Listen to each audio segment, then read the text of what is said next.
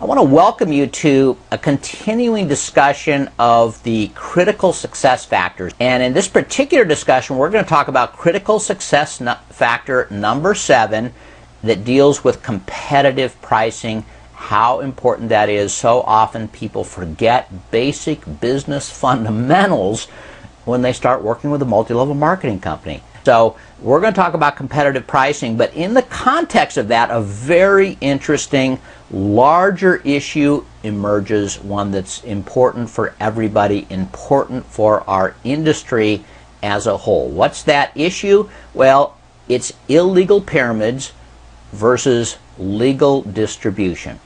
Illegal pyramids versus legal distribution. I want to spend some time on this because there's a lot of misconceptions. There's even business authors out there that think that all network marketing companies are somehow illegal pyramids, or they don't know the difference and can't tell the difference. There's some anti-MLM zealots that write and think that they're experts and they don't know the difference. I want to help clarify for you in your mind in a very simple way with some graphics what's the difference. First of all, I want to show you two pyramids, and this will help you clear up this issue. Here's pyramid number 1, all right, and it's got a pyramid originator. It's got some levels in here to it and more levels to it. Here's another pyramid. This is a picture of a typical manufacturing legal distribution method of products. A manufacturer manufactures the products. They sell them out to wholesalers. They pass them on to regional distributors or jobbers. There are retailers out there that put it on, and then of course there are customers who buy that product. Now notice there's nothing wrong with the pyramid shape in and of itself. Most governments are structured in a pyramidal shape. It's a very strong shape in architecture. Nothing wrong with pyramids. They're remarkable entities, right? But there are illegal pyramids, and you certainly don't want to participate in one of those, and you ought to know the difference if you're going to be in network marketing, because many people do not. So let me show you a big difference. In both these cases, you have dollars that flow from the lower levels up to the higher levels. It happens in legal distribution methods, right? It happens in illegal pyramids. Money flows. That's not a problem. What is a problem, though, and a distinguishing factor, is that value in a legal distribution function, value always flows back to the customers. So while you have dollars going up, you have value flowing back, and you have lots of customers who with a free will are saying, I happily give my money because I'm getting value. That's the case. Not so in an illegal pyramid. There's no value flowing back to these people up over here. Instead, what you might have down here are dupes. And rightly so, the law tries to eliminate people from being dupes and protects people. But often that's an imperfect system, okay? So that's the difference between illegal pyramid and legal distribution. I used to think, well, heck, if there's products, it must be legal. If there's no products, it's not. Well, you're going to see it's not that cut and dried. There's some real gray areas here. But in the case of a legal distribution or a legal network marketing company, there must be customers. So the first thing you can do if you're looking at a business venture that someone says is a multi-level marketing venture, or they deny it, in either case, the question is, are there some customers? Are there real customers who buy the products or service and even reorder even though they're not part of the comp plan? In other words, there's not an additional motivation. They just think that it's a good value. Good question to ask. What percentage of the sales are to customers? Now, what percent should there be? You know, there isn't a legal definition of that. You know, in many states it's different, but there ought to be a significant percentage of customers who are buying the products, even though their main motivation has nothing to do with the compensation plan. If there's not a significant number of customers that are buying the product, the company runs the risk of litigation or being closed down, or perhaps even the principals or the top leaders going to jail. All right, so a typical legal MLM distribution model looks something like this. You do have a manufacturer, you've got an MLM company Sometimes it's the same. The company manufactures their products, but more often than not, that's not the case. The MLM company simply works as a sales arm. They have their products manufactured and labeled, private labeled for them, and that's okay. You've got your upper level distributors, you've got your middle level distributors, you have your newest distributors, then underneath it all, you have customers, and of course, that's the critical thing. You have to have dollars flowing up. You know, I mean, obviously, if there's no dollars flowing up, you're in trouble. And to be legal, you have to have value flowing back through the ranks to the customers ultimately. Now, here's another question that comes up. It's a myth I want to dispel. Does it matter how many levels there are between the manufacturer and the customers? Does that matter at all? Well, the answer, candidly, is no, right? It doesn't matter at all. All that matters is that there's value flowing and that the customers are happy. I mean, if you had 100 levels and you were paying 100 people between the manufacturer and the customers, but the customers still felt they were getting great value, what difference could it possibly make? Doesn't make any difference at all. Now, is it possible if you have 100 people getting paid before you know, the customers can receive their value? Well, it might. The more levels there are, the more difficult it is. But the question is not how many levels and how many people are here. The question is there real value going to customers, and do they see it as such, and can you establish that that's a reality? If so, no harm, right? It can be completely legal. Now, one other myth while we're at it. Sometimes people say, well, okay, part of the problem is the people that get in early make all the money and the people that come late don't make any. In a properly designed network marketing compensation plan, it doesn't matter whether you come in early or you come in later. If the compensation plan allows for it, you should be able to make a lot more money, even though there's hundreds of people above you in the compensation plan. Let me just show you how this works, all right? Let's say this is you up here. You're the very first person in a network marketing company, and you sponsor, this is you, and you sponsor 3 people. And maybe between those 3 people, they sponsor somehow 12 people. So this is an unlimited width unilevel plan. You know, that's a total of 16 people. Are you going to make a little money? Hey, a little bit of money. That's not a very big organization.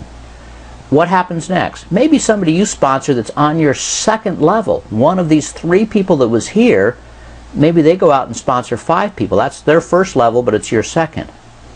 And then those 5 maybe sponsor 7, and one person of those 7 goes out there and sponsors 30, or maybe between 2 people in the 7. Doesn't matter, but they sponsor 30. Well, that person now has 42 people in their organization working, probably consuming some of the product too. There's a very good chance this person's going to make more money than you with your 16 people. Does that make sense? Sure. Now, it could be that one of the people in this 16 is a very high producer and generates lots of volume. You still might make more money. But probably with more people, you're going to make more money. Not always the case. You just have to look at how much volume of sales is taking place, because that's what people get paid on in a legal network marketing company. Now, let's say this person here on your 3rd level, okay, they sponsor 4 people, and those people sponsor 20, and then 88, and 401, and 755. It gets bigger, and then it starts tailing off. It usually does, right? But every network marketing company only pays down a certain number of levels. All right, in this case it'd be 1, 2, 3, 4, 5, 6, 7 levels. That's kind of par. Most companies can't be deeper than that because they'd go out of business. So in this case, right, the biggest number of people is on the 6th generation. That's typical too in network marketing companies.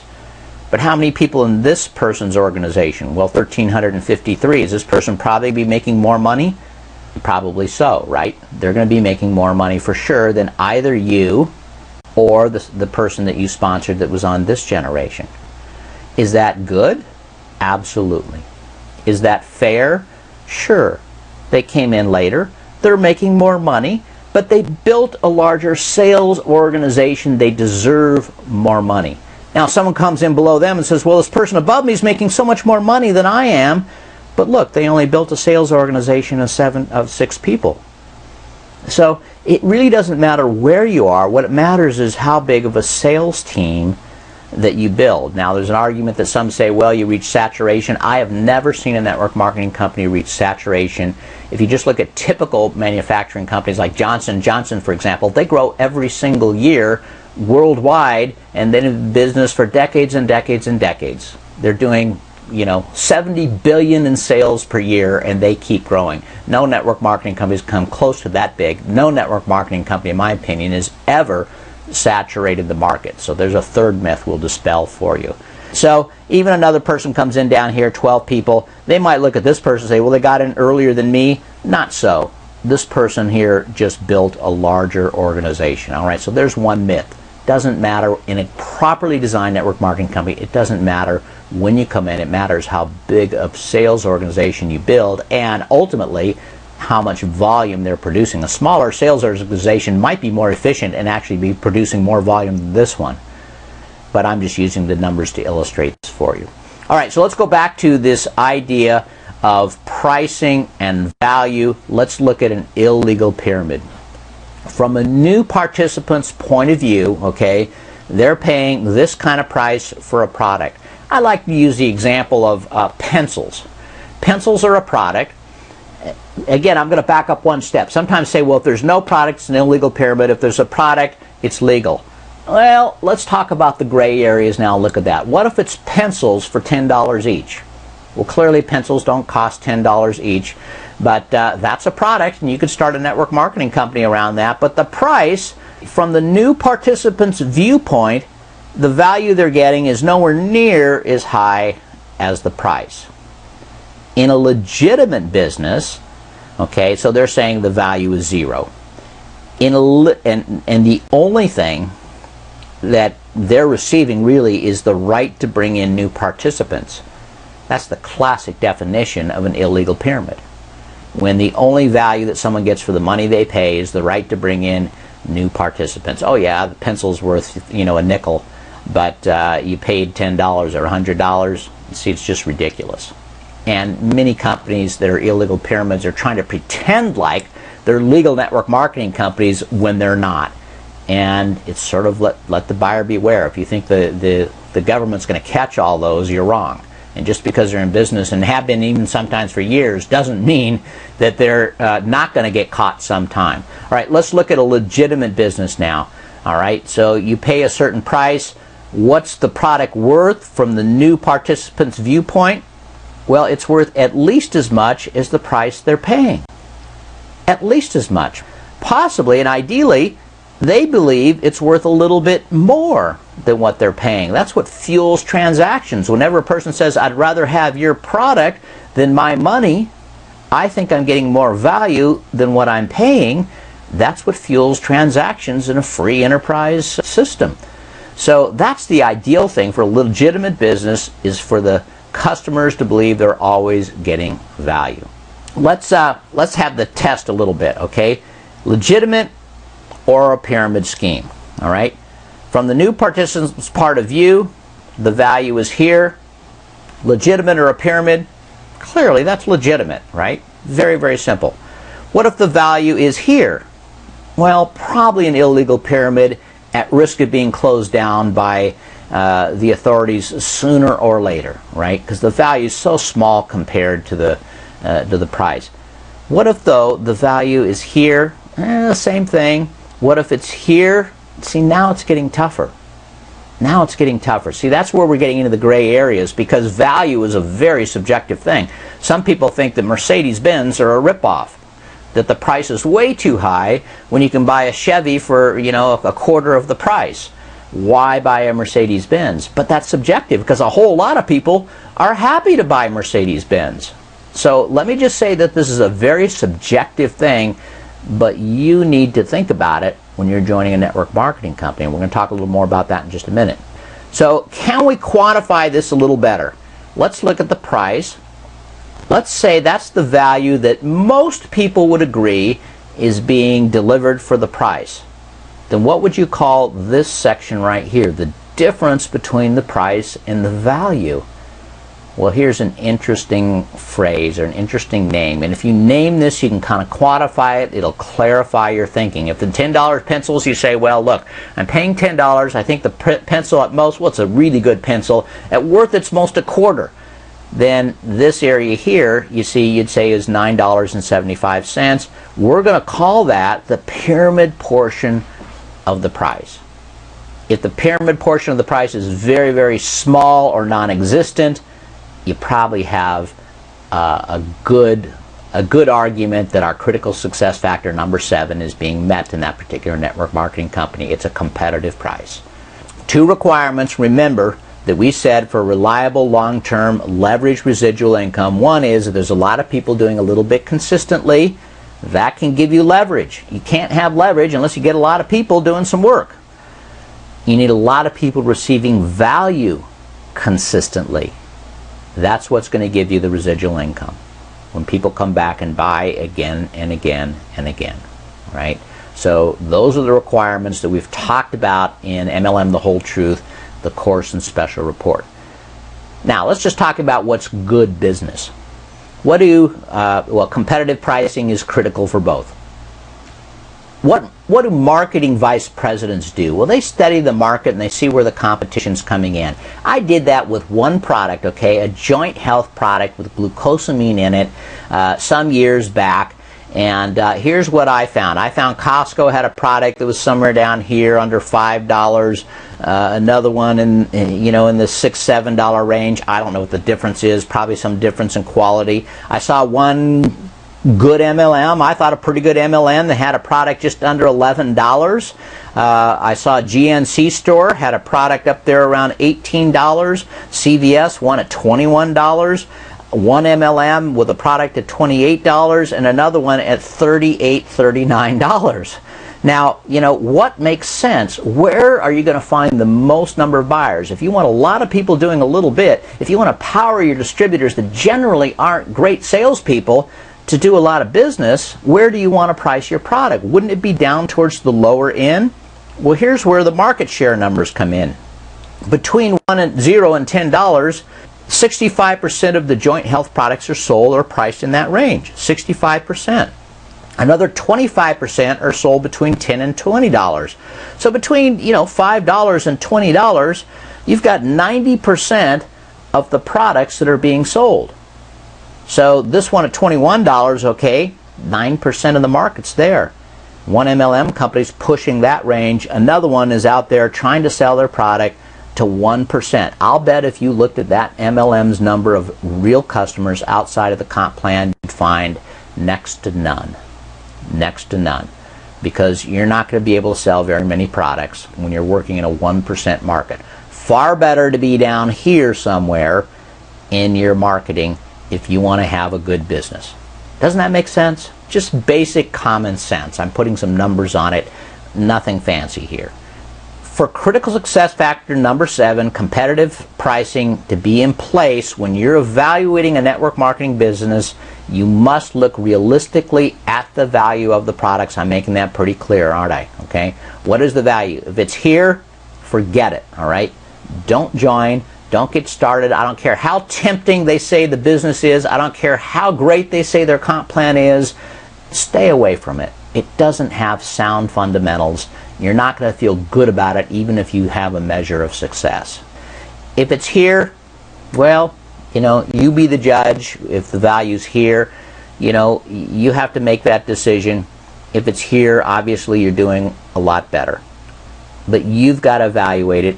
Be realistic. Don't be blinded by hype.